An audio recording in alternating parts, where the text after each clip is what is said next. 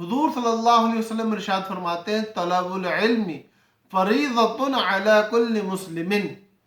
ہر مسلمان پر علم کا حاصل کرنا فرض ہے۔ اب سوال یہ پیدا ہوا کہ یہاں پہ سب سے پہلی بات تو ہے کہ آخر میں علی کل مسلمن کہا گیا ہے۔ اس سے پتہ یہ چلا کہ ہر وہ شخص جو مسلمان ہو، خواہ وہ مرد ہو، خواہ وہ عورت ہو، خواہ وہ تیسری جنس یعنی کہ خنثی ہو،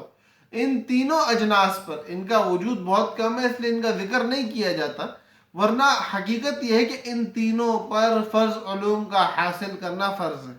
پہلی بات۔ دوسری بات طلب العلم فریضۃ، اب جب یہ کہا کہ فرض ہے مطلب اس کا چھوڑنا گناہ ہے، تو وہ کون سا علم ہے جس کا حاصل کرنا ہر مسلمان مرد اور عورت پر، خنثی پر فرض ہے؟ وہ علم ہے جس سے آپ فرائض کی ادائیگی پر قادر ہو سکو۔ مطلب آپ پر نماز فرض ہے، آپ پہ روزہ فرض ہے، آپ پہ زکوٰۃ ادا کرنا فرض ہے، آپ پہ حج فرض ہے،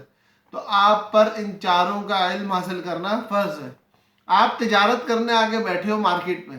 تو جس مارکیٹ میں آپ آگے بیٹھے ہو اس مارکیٹ کے حوالے سے یہ معلومات حاصل کرنا کہ کس کس طریقے سے اس مارکیٹ میں بیٹھ کے تجارت حلال ہے اور کس کس طریقے سے اس مارکیٹ میں بیٹھ کے تجارت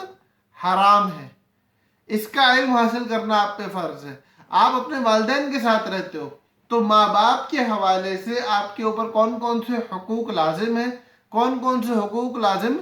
نہیں ہیں، کیا کرنے کے کام ہے اور کیا نہیں کرنے کے کام ہے، اس کا علم حاصل کرنا آپ پر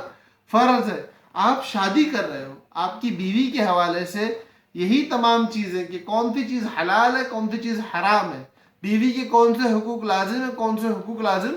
نہیں ہیں۔ سیم عورتوں کے لیے شوہر کے حوالے سے، اولاد کے لیے ماں باپ کے حوالے سے، ماں باپ کے لیے اولاد کے حوالے سے، سیٹ کے لیے ملازم کے حوالے سے، ملازم کے لیے سیٹ کے حوالے سے، اور زندگی کے ہر شعبے کے اندر جو بندہ جس حال میں موجود ہے اس حال میں اس بات کا جاننا کہ میرے لیے کیا چیز فرض کے درجے میں اور کیا چیز حرام کے درجے میں، یہ ہر مسلمان کے لیے